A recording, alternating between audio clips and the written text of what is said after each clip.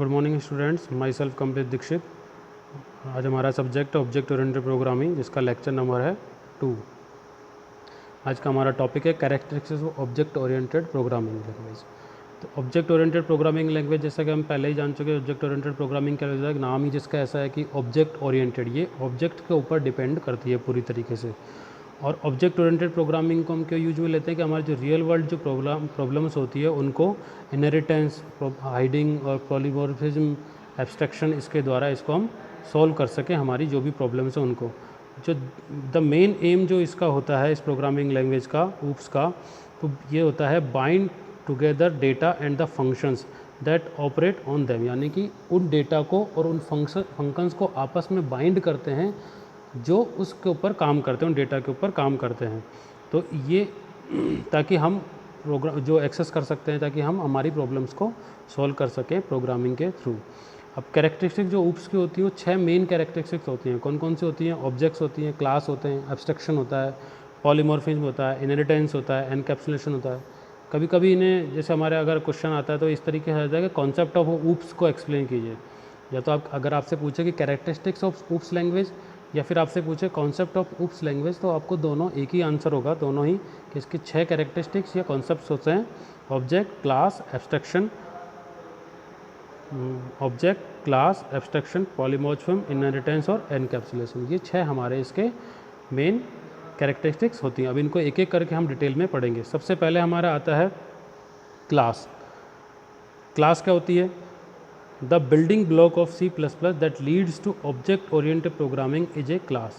It is a user-defined data type which holds its own data members and member functions, which can be accessed used by creating an instance of class.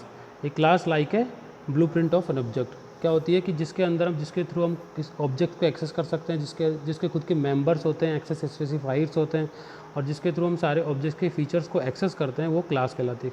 अगर example के तौर पे अगर हम देखें कि एक जो कार नाम की क्लास है, अगर उसका हम एग्जांपल कंसिडर करें तो बहुत सारी कारें होती हैं अलग अलग तरीके की।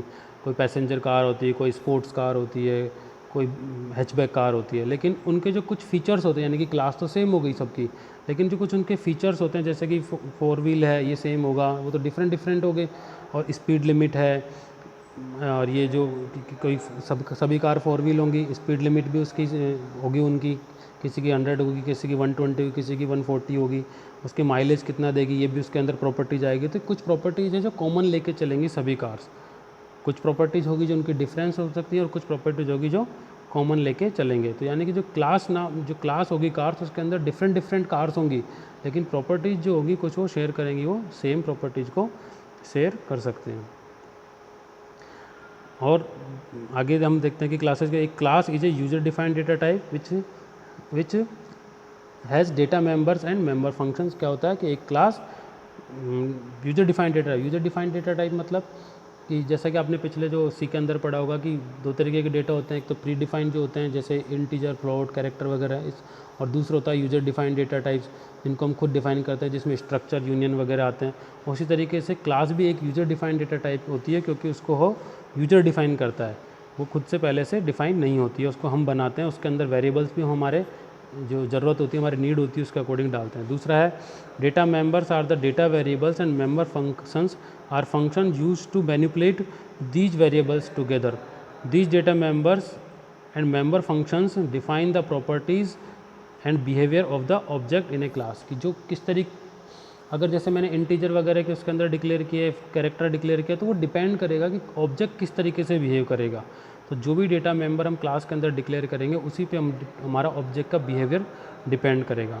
जैसे कि हमारा ऊपर का अबव एग्जांपल जो हमारा है, इसमें डेटा मेंबर विल भी स्पीड हो सकता है, माइलेज हो सकता है, इस तरीके की चीज़ें, इसके ब्रेक्स है, फंक्शंस है, ये इस तरीके की चीज़ें उसको यूज कर सकते हैं। यानी कि ये हमारे जो फंक्शन या डेटा मेंबर्स होंगे इसके।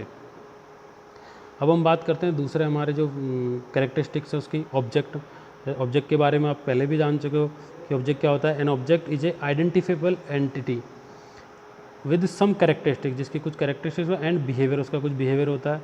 N object is an instance of A class, एक किसी भी क्लास का एक किसी भी समय पर एक इंस्टेंस होता है, जिसके थ्रू हम उसके जिसको मेंबर्स होते हैं उनको हम एक्सेस कर सकते हैं। When a class is defined no memory allocated. जब भी हम किसी क्लास को बनाते हैं तो उसको कोई मेमोरी अलोकेट नहीं होती है, लेकिन जब उसका ऑब्जेक्ट बना दिया जाता है तो उसको मेमोरी अलोकेट हो जाती है। जैसे कि हमारे स्ट्रक्चर के अंदर होता है कि स्ट्रक्चर जब बनाते हैं तो वो नहीं होता, लेकिन जैसे उसका ऑब्जेक्ट होता है तो उसकी मेमोरी अलोकेट हो जाती है।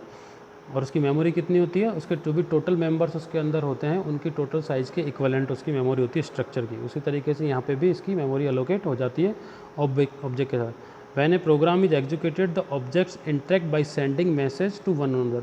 जब भी किसी प्रोग्राम को एग्जीक्यूट किया जाता है तो ये किस तरीके से कम्युनिकेट करते हैं, एक दूसरे को मैसेज सेंड करके एक दूसरे से कम्युनिकेट करते हैं ऑब्जेक्ट जो होते हैं।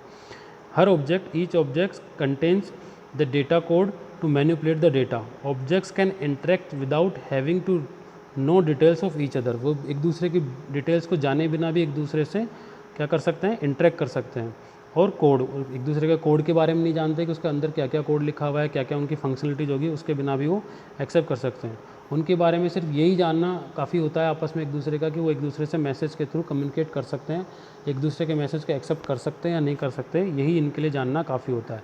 तो ऑब्जेक्ट्स क्या होते हैं मेनली, ऑब्जेक्ट किसी भी क्लास का किसी भी पर्टिकुलर टाइम पे एक इंस्टेंस होता है जिसके थ्रू क्लास के उस क्लास के जो वैल्यू होती है, प्रॉपर्टीज़ होती हैं, क्लास के मेंबर्स होते हैं, उनको एक्सेस किया जा सकता है, उनको काम में लिया जा सकता है प्रोग्राम के अंदर। जो थर्ड हमारी जो प्रॉपर्टी है, जो कैरेक्टरिस्टिक्स है इसकी ऊप्स की, वो क्या है, एनकैप्सुलेशन।